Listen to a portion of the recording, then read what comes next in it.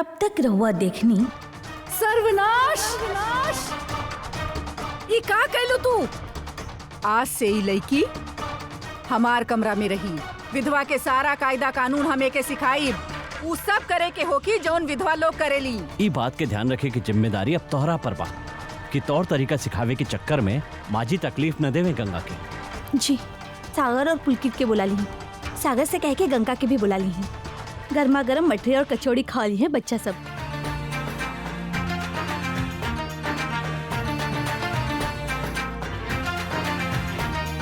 बाहर काहे बोला हलो? यदि अम्मा जी देख लेती तो और डांट पड़ी। वो तो गनीमत समझा कि हम उनकरा के जेल न भिजवानी, न तो गंगा के साथ वो लोग जे कैले ना। गंगा गंगा बस उहे भी है ना राउर जिंदगी में। ओकरा अलावा केहू के होके ना होके से कोनो फर्क ना पड़ेला। अब आगे छोड़ा छोड़ा एके, छोड़ हम कहानी छोड़।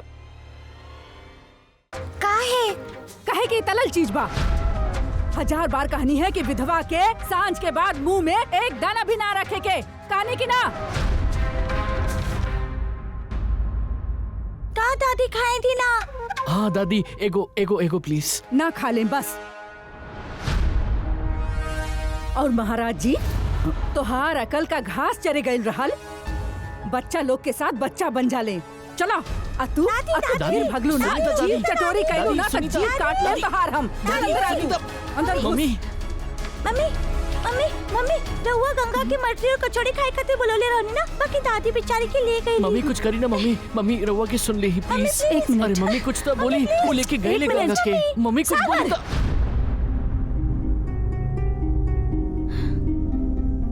दादी मना कैले बाड़ी ना तो ठीक ही कैले होखी है। बड़ा बाड़ी हूँ हम सबसे ज्यादा समझदार बाड़ी। बाकी गंगा और फिर गंगा खातिर हम अम्मा जी से बहस ना कर सकेंगे। उनकर कोनो बात पर सवाल उठावे के अधिकार नहीं है हमार। समझला?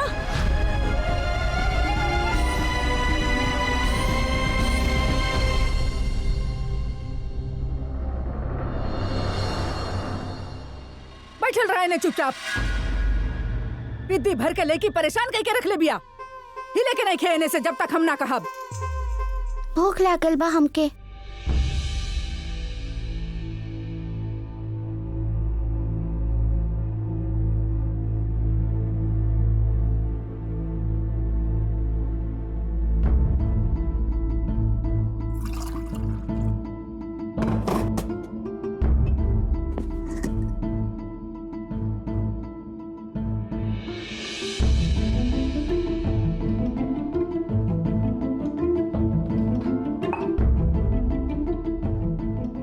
आँख के करे के दिखावा दाड़ू। भूख लगल रहल ना, खाना लेके आइल बानी। दूध में सत्तू मिलौले बानी, फल फ्रूट बा, खाला। ई ना खाइब हम। जौन भाऊजी हमरा खातिर बनवले बाड़ी उहे खाइब।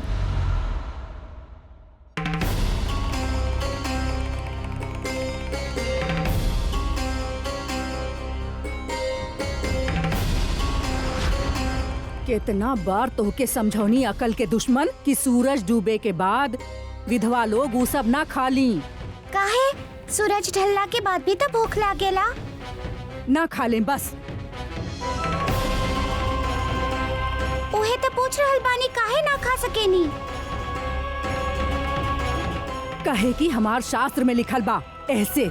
शास्त्र में ऐसन काहे लिखल बा? जब सागर और पुलकित भैया खा सकेले तो हम काहे ना? विधवा बानी यही से।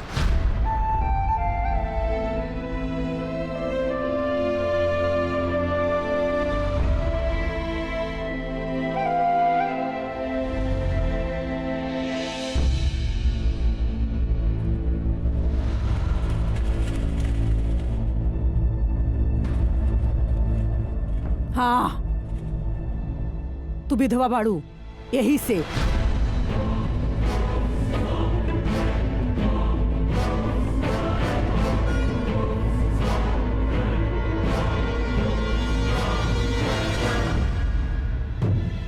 वो तो गलत बात ना।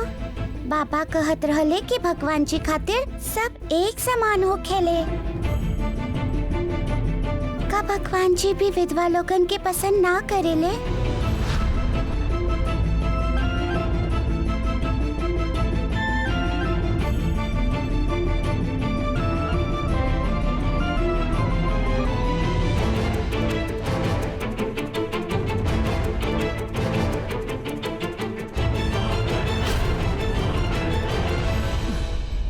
जब देखा बहस, सवाल पे सवाल।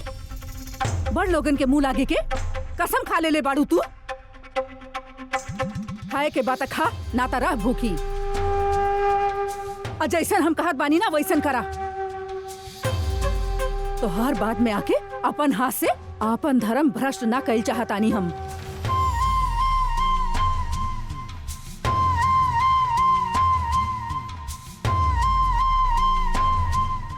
देख ला, अभी ना खैबू तो कल तक कुछ ना मिली तोहके।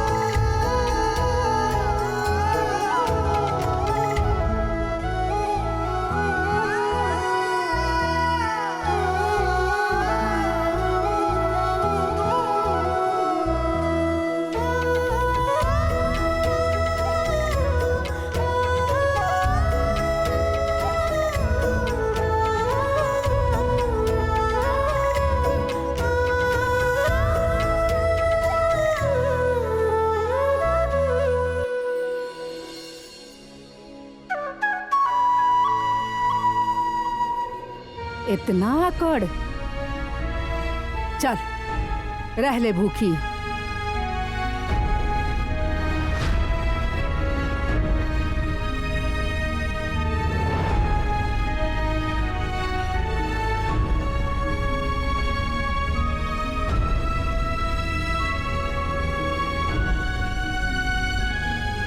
गंगा पूरा रात भूखल ही रही भैया।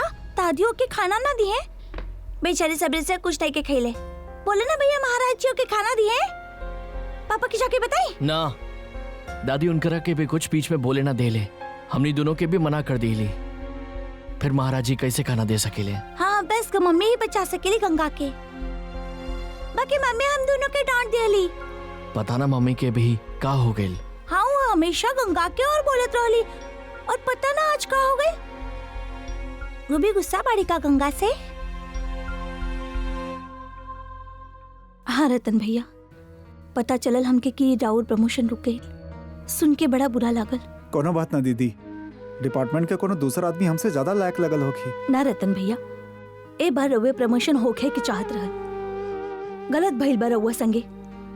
ऐसा लागत बा जैसे कि वो दुश्मनी निकाल रहल बा। अरे ना दीदी, हमसे वाला केहू के कैसन दुश्मनी। रउआ बेकार इतना दुखी होत बानी। अरे ए साल ना भइल त अगले साल तरक्की हो जाई, ओमे कौन सा बड़ बात बा। और दीदी रउआ बिल्कुल हमार चिंता मत करी। चले हम रखत बानी। हाँ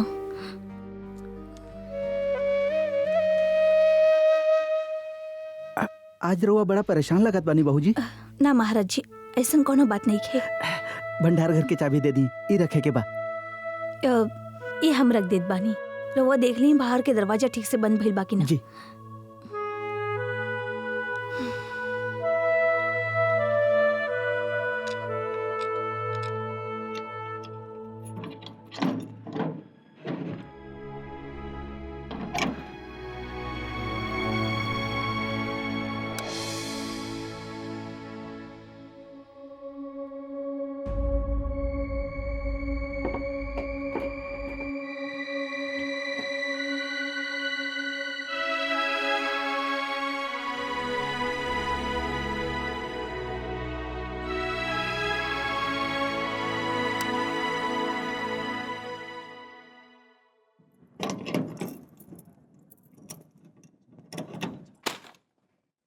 ईला ई का बा प्रभा?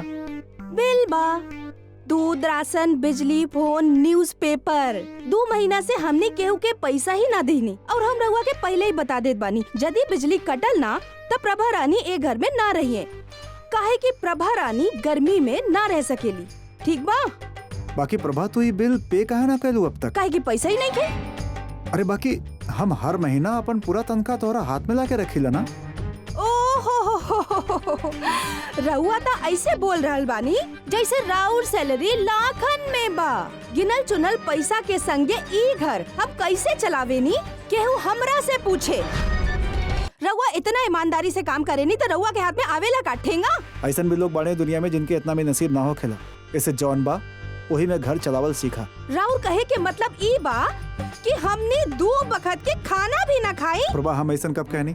बाकी ये जॉन फालतू के खर्च होखेला ऊपर तो रोक लगाई जा सकेला ना। जैसे कि बताई, जैसे कि तो और लिपस्टिक रउआ के हमार बनल सवरल खटक रहल बा ना। ठीक बा, ओके, आज के बाद बनल संवरल खत्म।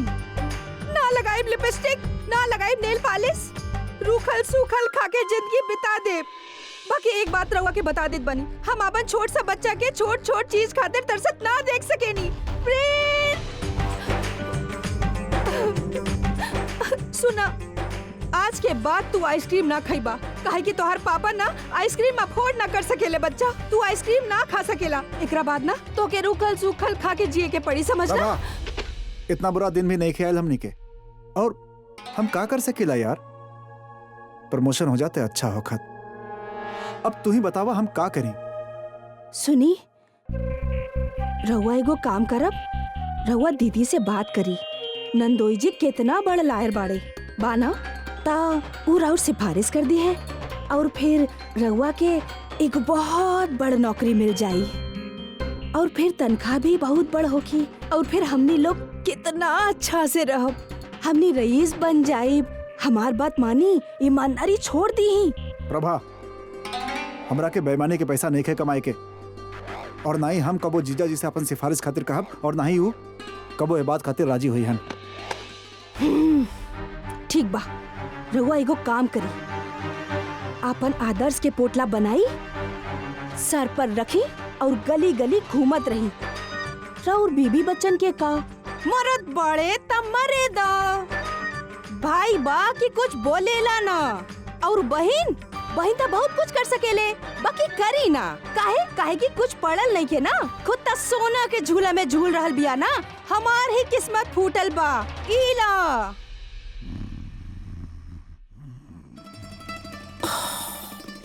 बहुत भूख लग रहल बा, का करी हम?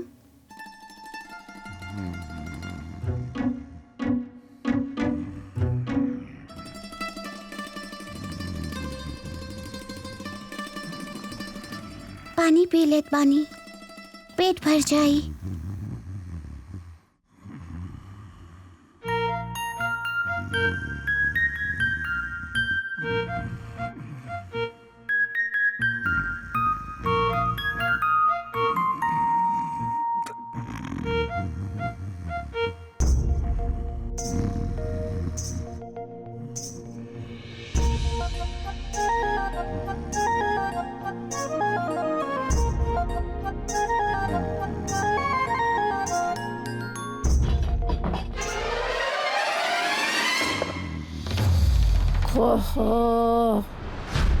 आधा रात में का खटर पटर करत आड़ू?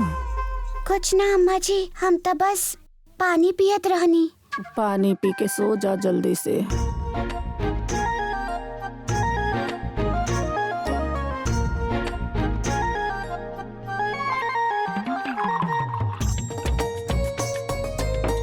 शोर मचा के नींद के सत्यानाश मत करा।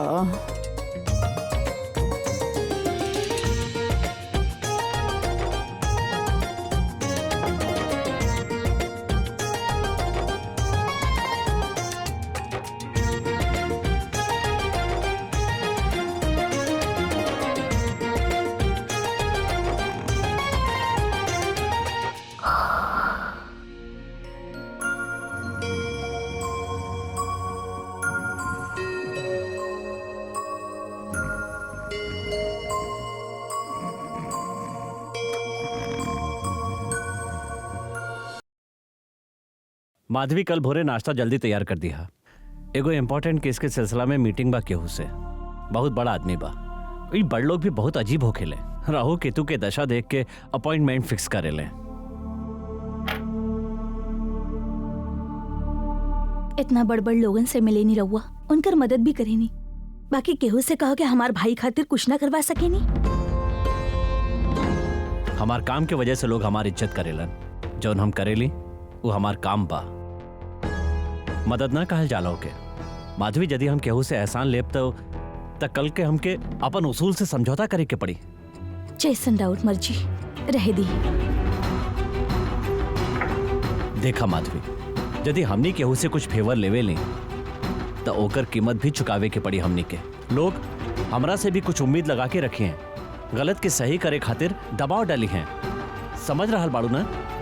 हाँ, अच्छा तरह से समझ रहल बानी। रतन भैया के मदद ना करे के 1000 बहाना बा रउआ लगे। कुछ ना समझे के कसम ही खा रख ले बाड़ू तक ठीक बा, जी समझे के बाद समझ ला।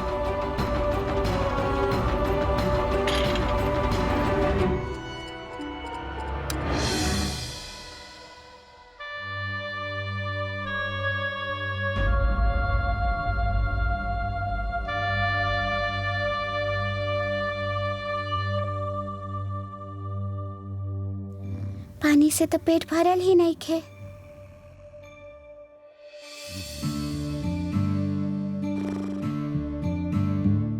बाबा, मालपूरी बने में और कितना देर लगनी? धीरज रखा बिटिया, पकता। बाकी कितना देर? हमरा पेट में एक चूहा कबड्डी खेल रहल बाड़े। हाँ, देखे तनी। ओ ई रहलन। हे, हमार इत्ती सी गंगा के इत्ता से पेट में कबड्डी खेले वाला चूहा महाराज, कान खोल के सुन ला। मालपुआ बने में थोड़ा बखत बा, शांति से कोना में बैठ जा। अगर हमार गंगा के इतना भी परेशान कैला ना तो एक को मालपुआ ना दे, बुझला? मुंडे हिलावता, बुझ गेलन।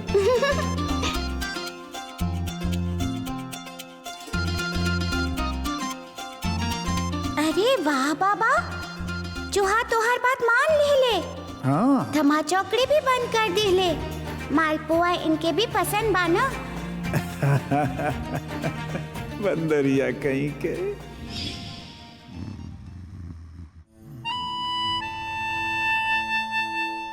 चूहा भैया, आज रात भूखे सोच जा। बाकी देखिए, कल सवेरे पक्का कुछ अच्छा खाए के मिली।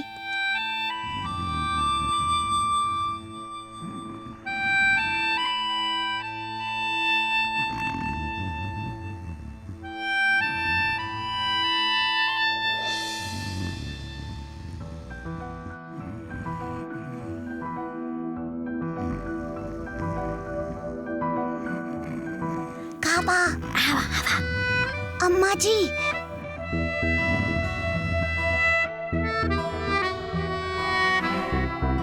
अम्मा जी देख ली है तो हवा ना।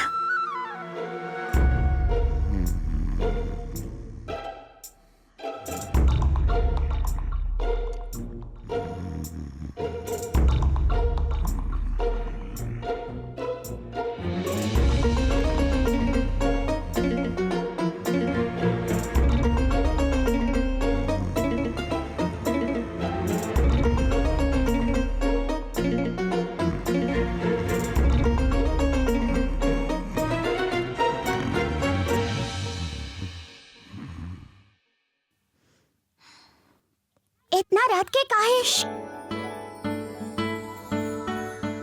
रात के काहे बोलेला? और तू सुतला ना अब तक? तू कुछ खैले ना रहलू ना तो हमके नींद कैसे आईत? ता हमरा कारण ना सुत। हमरा कारण ना सुतला तू? हमके पता बा मम्मी खाए की चीज कहाँ पर रखेली। चलो भंडारघर में चल के खा लो। ना, हमके डर लागेला। और चोरी से काहे खाई हम? बाबा कहत रहले चोरी कईल पाप होखेला। अरे चोरी कहाँ कर रहल बानी? दादी कहेली कि कान्हा भी चुपके से माखन खात रहले, काहे कि वो अपन माई से बहुत प्यार करत रहले। वैसे ही जौन खाना मम्मी तोहरा खातिर बनौले बाड़ी वो तो ही खाइबू ना। तय एकर मतलब ये होखी कि तू मम्मी से कितना प्यार करेलू। ना ना, पाप लग गईल तो। अच्छा बाबा, तू कुछ मत करियो, हम तोहरा खातिर भंडारघर से खाना निकाल देब। फिर तो के पाप ना लागी ना। बाकी तो के तो लागी। एक ही रात के तो बात बा, सोत ले, भूख ले। बाकी तो हमरा खातिर अपना सिर पर पाप ना चढ़ावा। अरे बुद्धू, कुछ ना होखेला। चलो किचन से जाके चाबी लावल जाए। जति केहू पकड़ लिया लस्ता। अरे सब सुत रहल बाड़े, के पकड़ी? चलो।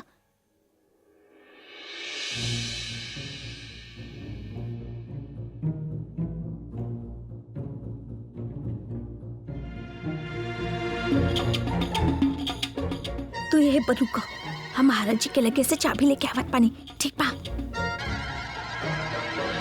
फिर से सोच ला सागर, फंस गए तो बहुत बुरा होगी। छोड़ा ना, हम केहू से न डरे नहीं।